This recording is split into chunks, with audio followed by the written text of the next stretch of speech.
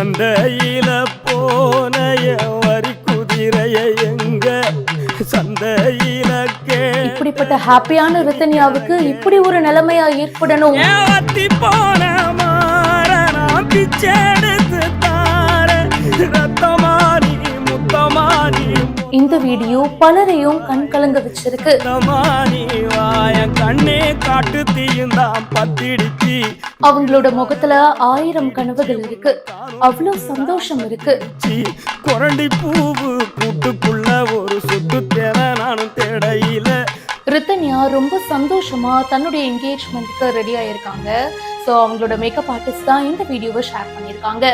Reigns makeover studio அப்படின்ற பேஜ்ல இந்த வீடியோவை போஸ்ட் பண்ணியிருக்காங்க. அந்த பட்டு புடவையில நகைலாம் போட்டுட்டு ரித்தன்யா பாக்குறதுக்கே அவ்வளோ அழகா இருக்காங்க. ரொம்ப அழகா இருக்கமா அப்படின்னு சொல்லிட்டு பக்கத்துல இருக்கிறவங்க சுத்தி போடுறாங்க, திருஷ்டி எடுக்கிறாங்க. அவ்வளோ ஹாப்பியா அந்த என்கேஜ்மெண்ட்ல ரித்தன்யாவை பார்க்க முடியுது.